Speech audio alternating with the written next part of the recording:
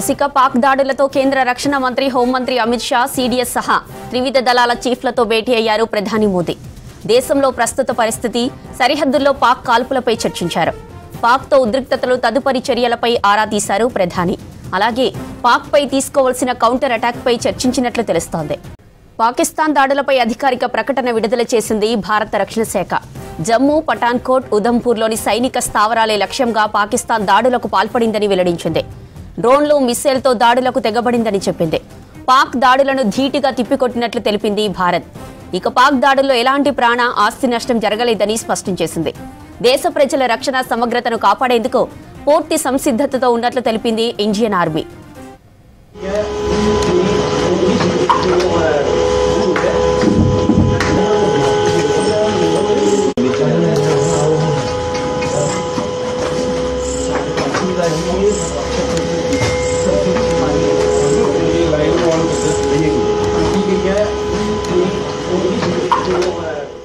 ఇక రాత్రి 9 గంటల సమయంలో ఒక్కసారిగా మిసైల్స్, డ్రోన్లతో సరిహద్దు వెంట దాడి చేసింది పాక్.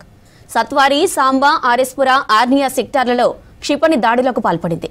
దాయాది దేశం ప్రయోగించిన 8 మిసైల్స్ ను కూల్చివేసింది భారత్. అలాగే రాజస్థాన్లో పాకిస్తాన్కు చెందిన F-16 యుద్ధ విమానాన్ని కూల్చివేసింది భారత్. వీటితో పాటు 2 JF-17 యుద్ధ విమానాలను కూల్చివేసింది ఇండియన్ ఆర్మీ.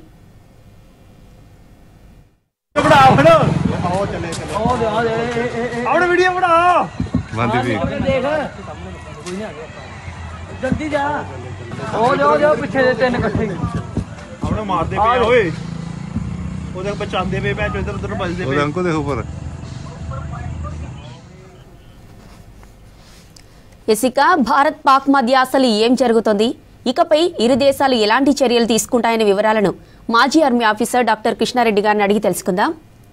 సార్ కృష్ణారెడ్డి గారు, గుడ్ మార్నింగ్. గుడ్ మార్నింగ్ అమ్మా. Sir good morning. సార్ ఇప్పుడు అసలు ఇరు దేశాల మధ్య అసలు ఏం జరగనుంది?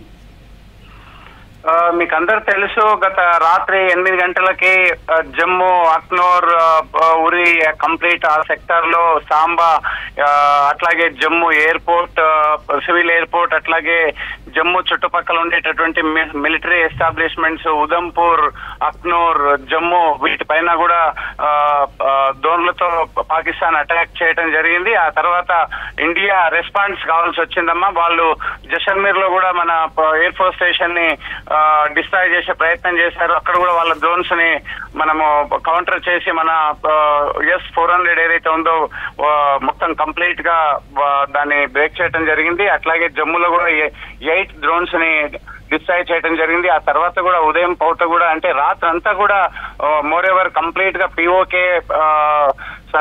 పిఓకే బార్డర్ లో కంప్లీట్ గా మనల్ని ఎంగేజ్ చేయడం జరిగింది. అంత లోపలే ఇండియా రెస్పాండ్ అయ్యి బై 9:30కి ఇండియా రెస్పాండ్ అయింది. కరాచీ తర్వాత ఆల్మోస్ట్ ఆల్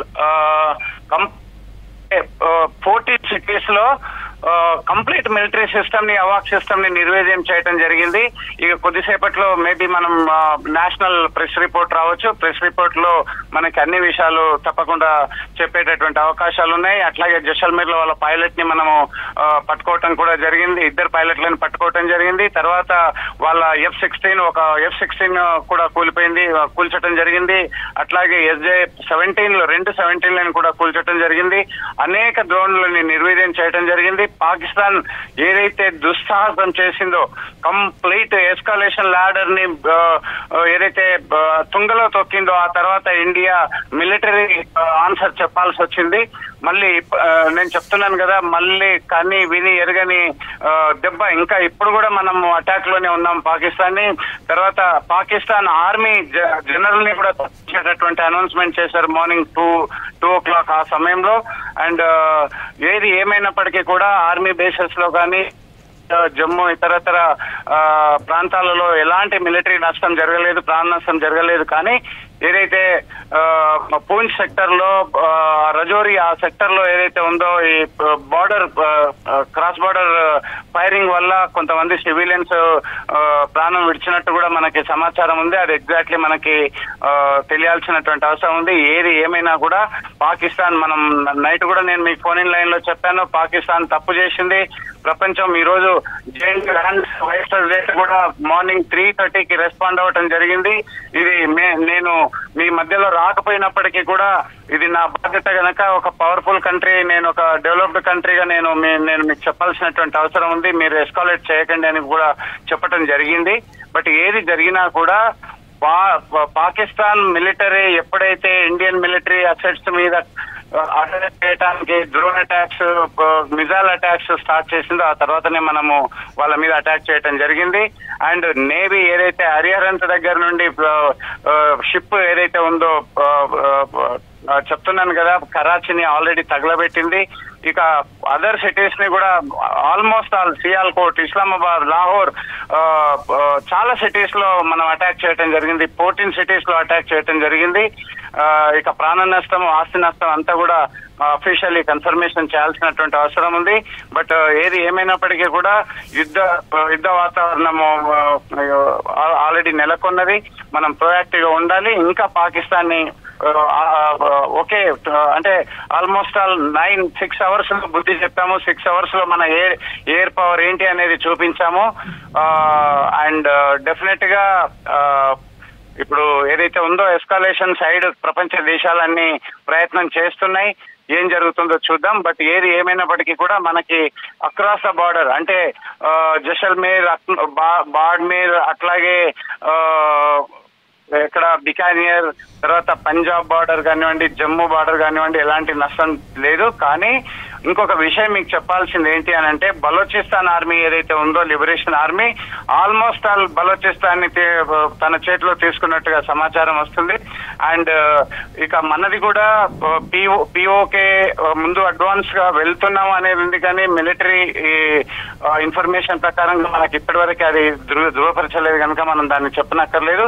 కానీ ఏదైనప్పటికీ కూడా ఏమైనప్పటికీ కూడా పాక్ డ్రోన్ అటాక్, ఈ డ్రోన్స్ అన్ని కూడా చైనా నుండి వచ్చినటువంటి సప్లై చేసినటువంటి డ్రోన్సే కనుక వాటి వల్లనే అవే మనల్ని ఎక్కువగా అటాక్ చేయటం జరిగింది. ఇనిషియలీ S-400 ఏదైతే ఉందో యాంటీ మిజైల్ సిస్టమ్, దాన్ని మనం యాక్టివేట్ చేయకపోవటం వల్ల ఇనిషియలీ కొంత అక్కడక్కడ డ్రోన్ మిజైల్స్ పడటం జరిగింది. ఆ తర్వాత మనం ఇండియన్ ఆర్మీ అప్రమత్తత యాక్టివేట్ చేయడంతో డ్రోన్స్ జమ్మూలో ఒక 8 మిజైల్స్ ని, అట్లాగే జైసల్మేర్ లో, తర్వాత పంజాబ్ జలంధర్ ఆ బార్డర్ లో కూడా కొన్ని, అమృత్సర్ ఏరియాలో కూడా కొన్ని డ్రోన్స్ ని కూల్చడం జరిగింది. అండ్ అంటే సిచ్యువేషన్ అయితే చాలా సీరియస్ గానే ఉందమ్మా. అండ్ మునీర్ ఎవరైతే జనరల్ మునీర్ ఉన్నాడో వాడిని చేంజ్ చేయడం జరిగింది. అండ్ పాకిస్తాన్ ప్రజలందరూ ఆక్రోషంతో ఉన్నారు. అసలు ఎందుకు పెట్టుకున్నావు ఇండియాతో, నువ్వు ఇండియాతో ఎందుకు లేదు, తినడానికి తిండి లేదు, అటు నుంచి బలోచిస్తాన్ ఆక్యుపై చేస్తుంది, ఇటు నుంచి వీళ్ళు వస్తున్నారు, అసలు ఏం చేసావని పోలీస్ వాళ్ళతో కలిసి పాకిస్తాన్ ప్రజలు రోడ్లోకి వచ్చినటువంటి పరిస్థితి. ఇక జమ్మూ, అఖ్నూర్, సాంబా, ఉదంపూర్, పఠాన్కోట్ ఇవన్నీ కూడా చాలా నైట్ అంతా చాలా నేను లైవ్ లో అంటే అనేక ఛానల్స్ కి లైవ్ లో వెళ్తూ నేను మినిట్ టు మినిట్ మానిటర్ చేస్తూ ఉన్నాను. అండ్ స్పెషల్లీ ఆ ఏరియా నార్థన్ సైడ్ ఏరియా మాత్రం కొంచెం సెన్సిటివ్ గానే ఉండింది. అండ్ దాంట్లో జమ్మూ నుంచి అఖ్నూర్, సాంబా, ఉదంపూర్, పఠాన్కోట్, జైసల్మేర్ ఇవన్నీ కూడా చాలా అంటే వాళ్ళు చాలా అటాక్ చేయటం కూడా జరిగింది. ప్రతి అటాక్ ని కూడా మనం తిప్పికొట్టడం జరిగింది. స్పెషల్లీ మన అన్ని మిలిటరీ స్టేషన్స్ అన్ని సేఫ్ అండ్ మన అసెట్స్ కూడా అన్ని సేఫ్. అండ్ అంత లోపల black cat commandos NSG team కూడా జమ్మూ ఎయిర్పోర్ట్ లో దిగటం జరిగింది. ఆ విధంగా అప్పటికప్పుడే కౌంటర్ మెజర్స్ తీసుకోవటం, పాకిస్తాన్ ని అటాక్ చేయటం కూడా జరిగింది. సో పాకిస్తాన్ ఆల్మోస్ట్ ఆల్ పరిస్థితి చాలా ఘోరమైనటువంటి పరిస్థితి ఉంది. ఇంకా మనకి ప్రెస్ మీట్ తర్వాతనే మనకు అర్థమయ్యేటటువంటి అవకాశం ఉంది ఎక్కడ ఏం నష్టం జరిగింది అనేది. సో మనకు తెలిసినంత వరకు ఫైటర్స్ ని కూల్చాము, పైలట్లు మన దగ్గర ఉన్నారు. అండ్ బార్డర్ లో కూడా మనము వాళ్ళు ఏదైతే ఇనిషియల్ ఫైరింగ్ చేసిన తర్వాత మనం కూడా మన అంటే అమ్యునిషన్ యొక్క సైజ్ ని పెంచడం జరిగింది, నంబర్స్ ని పెంచడం జరిగింది. ఆ తర్వాత వాళ్ళకి బుద్ధి కూడా చెప్పడం జరిగింది బార్డర్ లో.